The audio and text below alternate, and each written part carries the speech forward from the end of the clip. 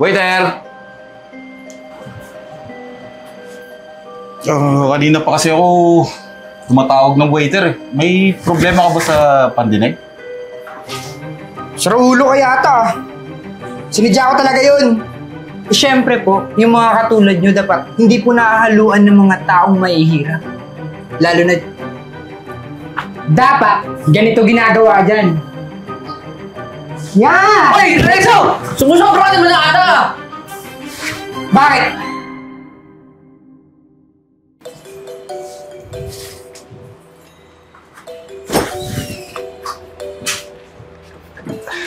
Good morning po, sir.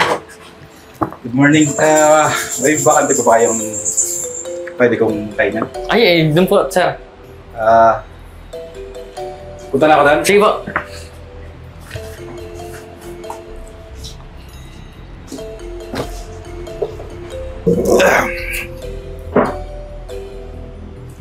Waiter!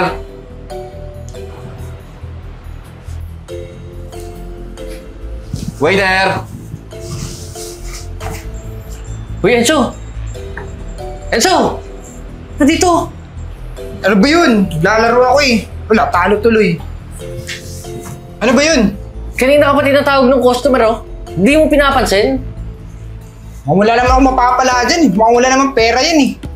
Huwag mo naman tratuin ng ganyan yung customer. Kaya bago-bago mo, parang umasta ka kung boss, ah. Eh, syempre, kailangan ko rin kumita. Ano ka ba? Kailangan ko may tip. Gusto mo, ikaw na lang. Uy, tandaan mo. Bisor mo ako dito, ah. Sige na, asikasuhin mo na. Sige, sir.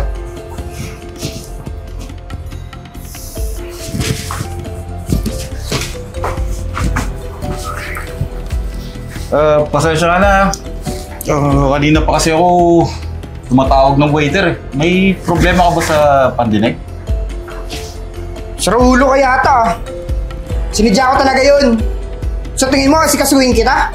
Mukhang wala ka namang pambayad eh. Hindi mo pwede mga pagkain namin dito. Hindi naman sa ganun na pansin ko lang kasi kanina pa kita tinatawag eh. Tsaka hindi naman ako modus. May pambayad naman ako. Hindi ako katulad nung iba na patakbuhan na lang yung bill ko. Alam mo sir, lumang style yung mga ganyan eh. Yung mga alibay. Pare-parehas lang naman kayo eh. Kakain kunwari o order. Pero pagkatapos kumain, aalis. Diba? Sir, ganyan dapat yung mga inasikaso. Yung mga mukhang mayayaman, saka sigurado may pera.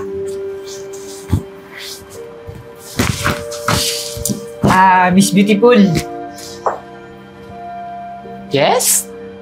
Grabe ka naman. Kakaupo ko pa nga lang eh. Bilis-bilis mo naman lumapit para kang flash.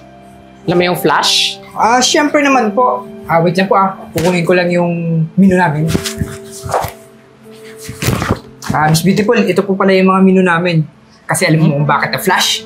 Kasi yung mga katulad mo na mayayaman at dapat inaasikaso, binibigyan ng VIP treatment. Okay. Di katulad po ng iba dyan na nagpapanggap lang, wala naman talagang pera. Akala mo kung sinong pumasok sa restaurant na mamahalin o order kunyari, pero wala naman talagang pambayad. Alam mo, nandito ako sa restaurant kasi gusto ko kumain. Hindi para makinig sa mga issue ng mga customer. Sa'yo. Miss Beautiful, siyempre po, yung mga katulad nyo dapat hindi po nahahaluan ng mga taong mahihirap. Lalo na mga dugyot. Yung parang walang kalinis-linis sa katawan. Alam mo, masyado ka ng maraming sinasabi. I-serve mo na lang yung order ko. Ano po ba order nyo? Ito na lang. Grilled salmon. Okay po. Wait lang po, saserve ko na po. Isa na lang ding fish fillet. Fresh fillet. Okay po.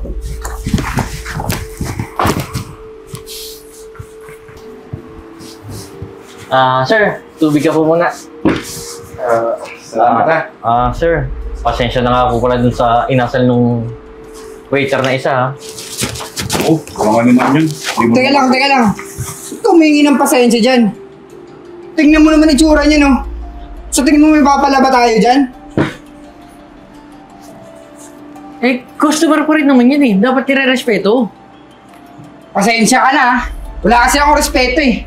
Kahit bisor pa kita. Alam mo, yung mga ganitong klaseng customer, hindi inaasikaso. Kaya hindi ka umaangat eh, kasi masyado kang mabait. Alam mo, susumbong kita kay boss para matanggal ka na dito at ma-promote na rin ako. Teka lang, sumusobra ka naman nata sa mga pinagsasabi mo. Jeboy, nakita mo yung ganitong customer? Dapat, ganito ginagawa dyan. Yan! Hoy, Renzo! Sumusobra ka naman na ata! Bakit? Papalag ka? Hoy, kahit matagal ka na dito, pwede pa rin kita ipatanggal kay boss. Hoy! Anong ginagawa mo, ha? Sumusobra ka naman natin sa customer! Kaya nga eh. Kanina pa yan eh. Teka lang, bakit ba nangyayari ng dalawa?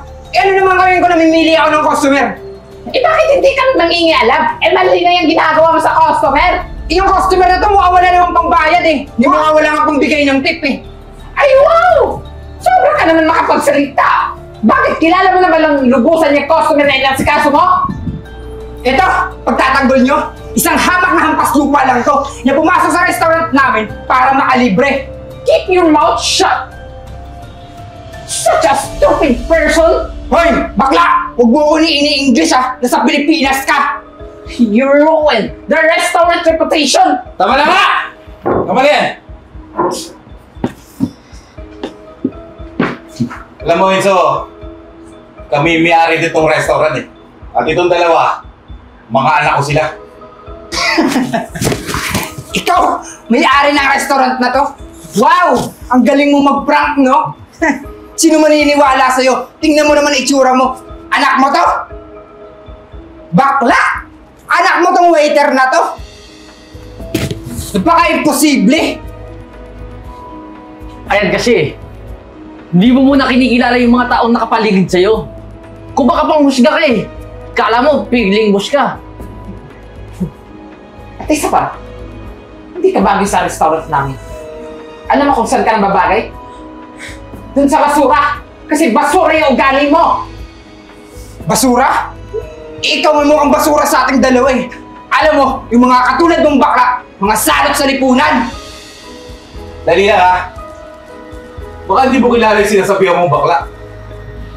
Isa lang naman yan sa sikat na vlogger dito sa Pilipinas. Alam mo, hindi ako sinabi sa akin ni Jebo yung tungkol sa performance mo. Hindi agad ako naniwala eh. At yun ang pagkakamali ko.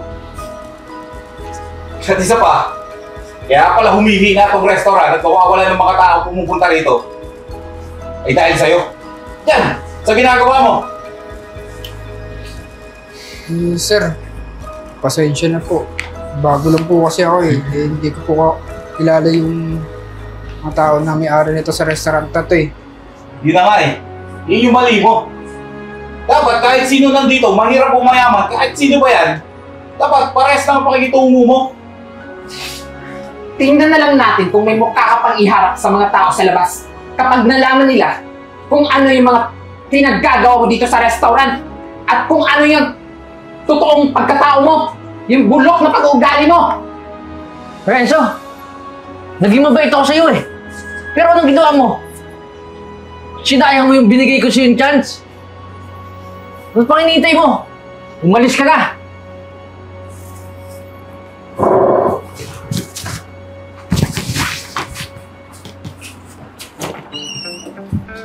At ngayon, isa na namang kwento ang ating natunghayan sa araw na ito.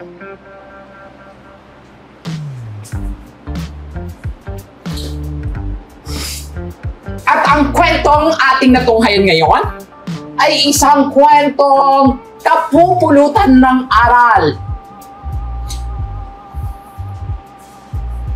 Naway, nakuhaan nyo na magandang aral ang storyang ito. At alam niyo ba kung anong aral ang nakukuha natin sa kwentong ito? Dapat hindi tayo manghusga sa kahit na sino, lalong-lalo na hindi natin alam kung ano ang totoong estado ng kanilang buhay.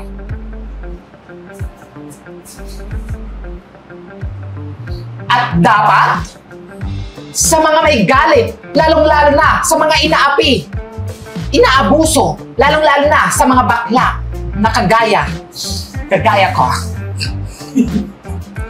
Huwag kayong maniwala sa kahit na sino mga kupal na nakapalibot sa inyo na kayo ay mga salot sa lipunan. Naway! Huwag ninyong kalimutan na i-share, like, comment, at mag-iwan ng bakas sa comment section kung ano ang aral na inyong napulot. Maraming salamat po sa patuloy na panunood sa amin at yun lamang po, naway. Thank you and God bless.